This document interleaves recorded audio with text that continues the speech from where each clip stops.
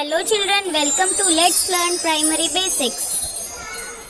प्यारे बच्चों, आज हम र के अलग अलग रूपों के बारे में जानेंगे। हिंदी भाषा में र 3 तरीकों से प्रयोग किया जाता है। सबसे पहले र अपने मूल रूप में प्रयोग होता है, जैसे राजा, रीति, राम। दूसरा रूप है रेफ, जैसे कर्म, वर्षा आदि में इसका प्रयोग किया गया है। तीसरा रूप है पदेन, जैसे क्रम, प्रण आदि में इसका प्रयोग किया गया है। आज इस वीडियो में हम रेफ व उसके प्रयोग को विस्तार से जानेंगे। आइए शुरू करते हैं। जब र स्वर रहित होता है तब वह रेफ कहलाता है। स्वर रहित का मतलब होता है बिना स्वर के। हिंदी भाषा में सभी व्यंजन अ के साथ बोले जाते हैं और जिनके साथ कोई स्वर नहीं होता उनके नीचे हम हलंत लगाते हैं। जिस शब्द में र स्वर रहित होता है तब वह रेफ के रूप में अपने से अगले वर्ण के ऊपर लगाया जाता है, कुछ इस तरीके से। अब अगर हम शब्द कर्म का वर्ण विच्छेद करें, इसके स्वर तथा व्यंजनों को अलग अलग करेंगे तो कुछ इस तरीके से करेंगे।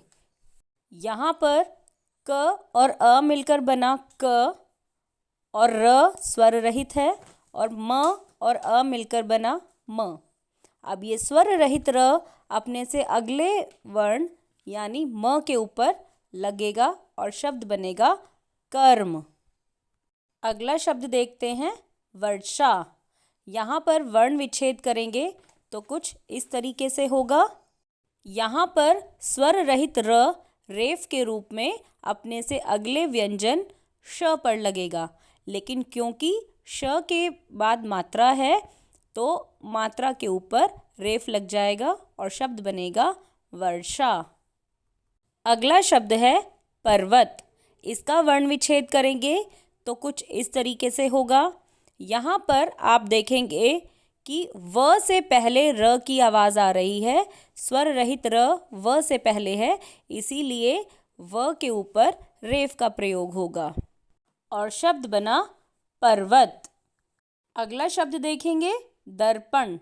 यहाँ पर दर्पण का वर्ण विच्छेद कुछ इस तरीके से करेंगे और क्योंकि प से पहले र की आवाज़ आ रही है तो प के ऊपर रेफ का प्रयोग होगा और शब्द बनेगा दर्पण।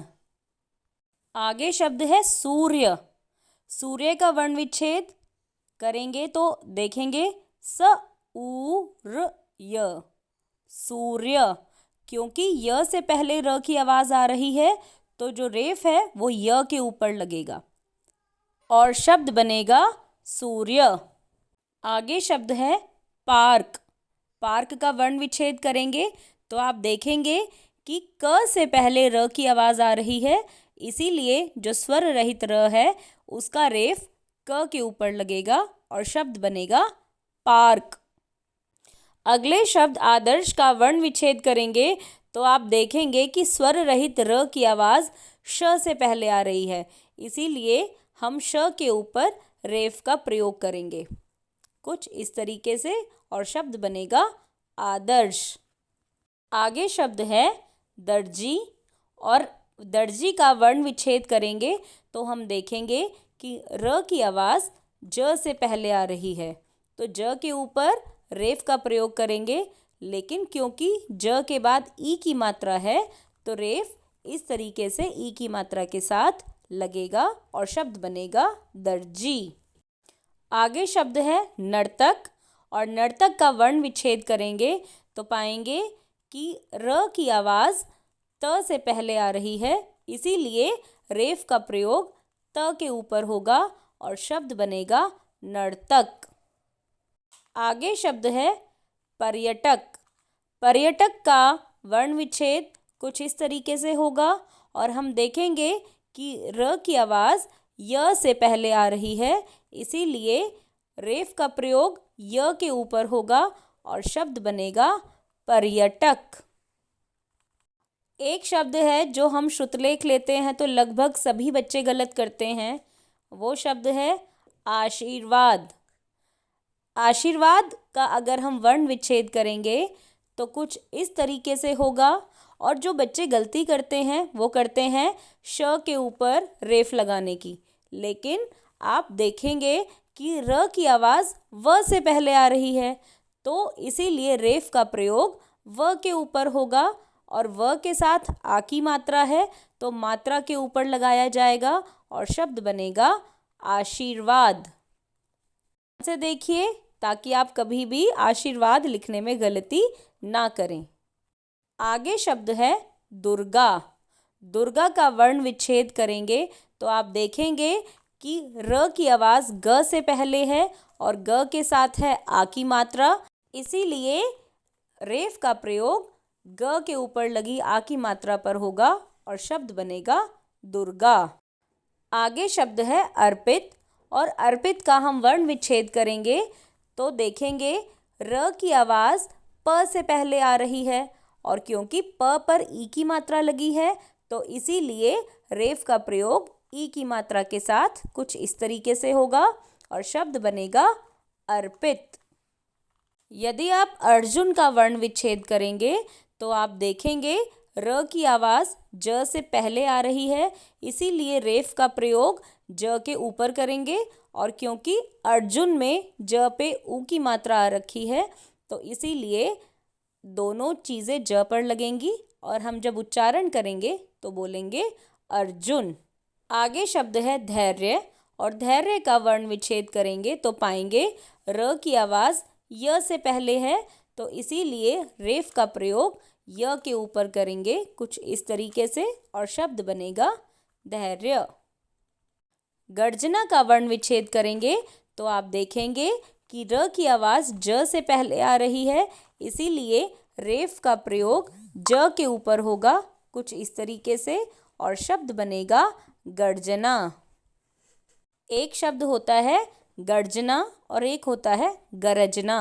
अब आप देखेंगे क्योंकि यहाँ पर र स्वर रहित है इसीलिए गर्जना होगा और गरजना में र स्वर सहित है, वहाँ पर अ भी लगा हुआ है इसीलिए उसका उच्चारण होगा गरजना। अगले शब्द मूर्खता का वर्ण विच्छेद जब हम करेंगे तो पाएंगे र की आवाज़ ख से पहले आ रही है, इसीलिए ख के ऊपर हम रेफ का प्रयोग करेंगे और शब्द बनेगा मूर्खता।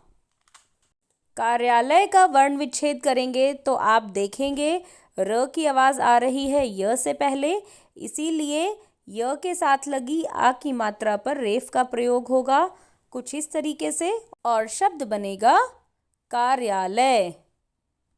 अब आप रेफ का प्रयोग समझ गए हैं तो आइए अब हम अपने शब्द भंडार को बढ़ाने के लिए रेफ वाले कुछ शब्दों को लिखकर देखते हैं ताकि हम आगे रेफ के प्रयोग में गलती ना करें।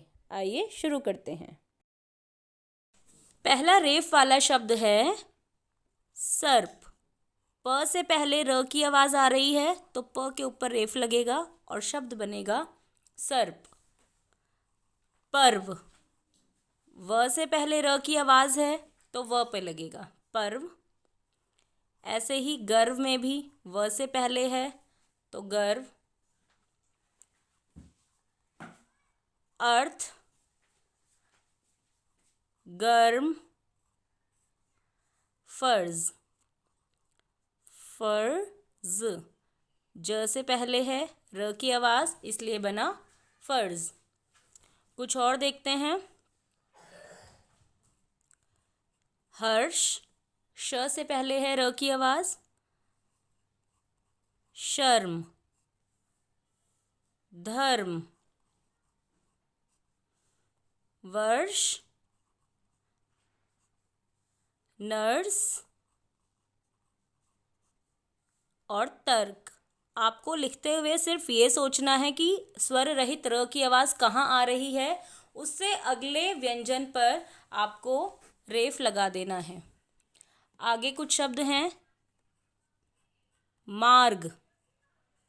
माँ में मात्रा है, कोई चेंज नहीं है ग से पहले र की आवाज़ है, इसीलिए हमने ग पे रेफ लगा दिया। मार्ग, ऐसे ही मार्च। चर्चा, अब देखिए च पे लगना था रेफ, लेकिन आ की मात्रा है तो हम आ की मात्रा पर रेफ लगाएंगे और बनेगा चर्चा। ऐसे ही कर्जा में भी आ की मात्रा पर लगेगा रेफ, कर्जा। वर्षा, जब मात्रा होती है बच्चों तो मात्रा के ऊपर लगता है। पर्चा, पर्चा की आ की मात्रा पर रेफ लगेगा। कुछ और शब्द देखते हैं। वर्दी, अब देखो द पर ई की मात्रा है तो इसीलिए ई की मात्रा के साथ ही लगेगा और शब्द बनेगा वर्दी। ऐसे ही सर्दी में भी ई की मात्रा है तो ई की मात्रा के साथ रेफ लगेगा। मूर्ति, मूर्ति त पर ई की मात्रा है तो यहाँ पर ई की मात्रा के साथ लगेगा मूर्ति। बोला पहले जाता है भले ही, लेकिन लगेगा बाद में। मूर्ति। शौर्य, इसको शौर्य नहीं पढ़ेंगे क्योंकि र स्वर रहित है। शौर्य। मौर्य और धैर्य। ठीक है, आगे कुछ और शब्द देखते हैं। बर्तन, अब आप कंफ्यूज होंगे, कई बच्चे ब पे लगाते हैं, कई बच्चे न पे और कई बच्चे त पे। आपको सोचना है र की आवाज़ त से पहले आ रही है। बर्तन, तो जिससे पहले आए उसी व्यंजन पर आपको रेफ लगा देना है और शब्द बन गया बर्तन। गर्दन, गर्दन में भी द से पहले है तो द पर रेफ लगेगा।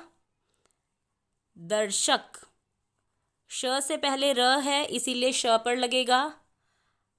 अर्पित, अब कई बच्चे त पर लगाएंगे, वो गलत होगा। प, तो प पर लगेगा क्योंकि प से पहले आया है र। अर्पित। हर्षिक, हर्षिक तो श पर लगेगा। और हार्दिक, क्योंकि द से पहले है इसीलिए द पर लगेगा और शब्द बना हार्दिक।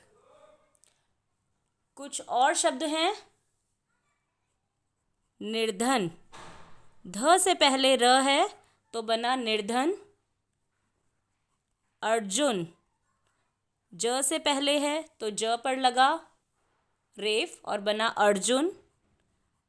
विसर्ग, ग से पहले र है इसीलिए ग पर लगा रेफ और बना विसर्ग।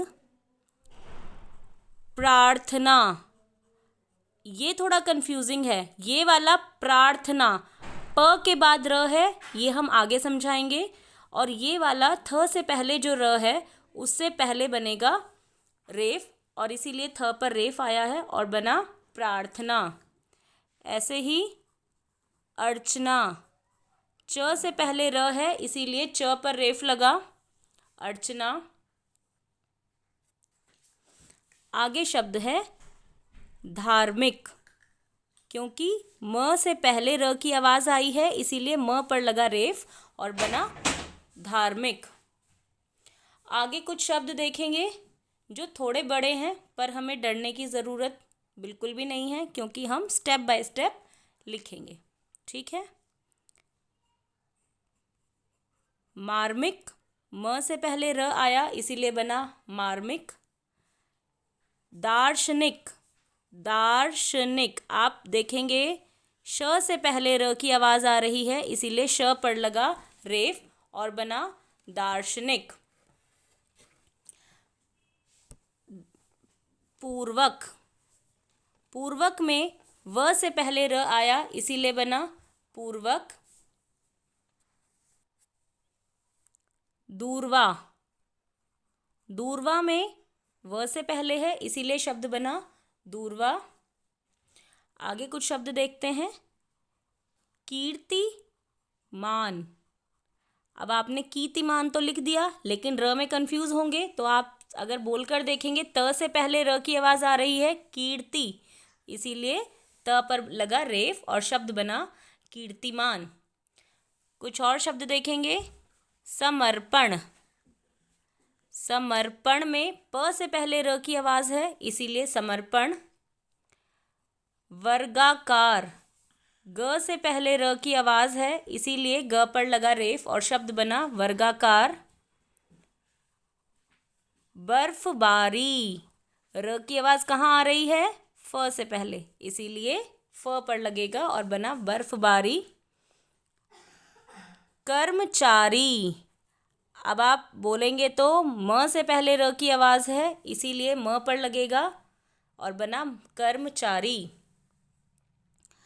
सुदर्शन, सुदर्शन, श से पहले है र की आवाज़, इसीलिए श पर लगा रेफ, सुदर्शन।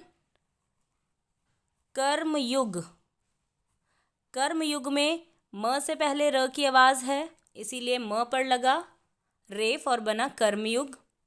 धर्मशाला, धर्मशाला में कहाँ लगाएंगे बताइए, अब तो पता चल गया होगा, म से पहले, धर्मशाला। कार्यशाला, कार्यशाला, क्योंकि य से पहले र की आवाज़ आ रही है, इसीलिए य पर लगेगा। और जो शब्द डिक्टेशन में सभी बच्चे गलत करते हैं और आगे से नहीं करेंगे, वो शब्द है आशीर्वाद। अब बताइए रेफ कहाँ लगेगा, यहाँ या यहाँ? आ की मात्रा पर या ई की मात्रा पर?